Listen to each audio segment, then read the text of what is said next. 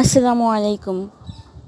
কিছু কথা একদম ইউনিভার্সাল ট্রুথ, যেমন সূর্য পশ্চিম দিকে উদিত হয়, এটা যেমন সত্য, মরণ যেমন চিরন্তন সত্য, কিছু কথা আছে এইরকম সত্য। আপনার ভাই যদি, আপনার আপন ভাই যদি আপনাকে বিয়ের পরেও অনেক টেক কেয়ার করে, খবর নেয়, খোঁজ নেয়, দাওয়াত দেয়, হেল্প করে, বিভিন্নভাবে আদর সোহাগ করে, এই ক্রেডিটটা কিন্তু আপনার একার ক্রেডিট নয়। সবসময় মনে রাখবেন, এটা আপনার মায়া শিক্ষা দেয় নাই, কারণ মা বিয়ের পর এটা বলতেও পারে না।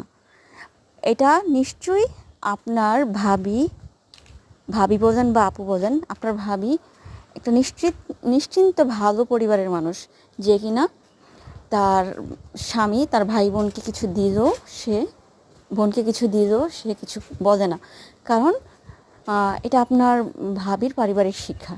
ভাবির পারিবারিক শিক্ষা যখন ভালো হবে, তখন ভাই তার বোনদেরকে দেখতে পারবে। তো এইরকম ভাবিদেরকে আসলেই স্যালুট, এরকম ভাইদেরকেও স্যালুট। সুস্থ থাকুক, সুন্দর থাকুক সমস্ত ভাই বোনের সম্পর্কগুলি। আর এরকম ভাবিকে আদর করে মাথায় তুলে রাখুন। ভাবি যদি রাগ করে কিছু বলেও, সেটা একটু করে হজম করে নেন, কারণ দুধ দেওয়া গাভী একটু লাথি দিতেই পারে। তারপরও যে যদি সে শিক্ষিত সমাজ নিয়ে, শিক্ষিত পরিবারের প্রাতিষ্ঠানিক শিক্ষা তার ভালো থাকে, তাহলে অবশ্যই ভাবিটা এতটা খারাপ হবে না।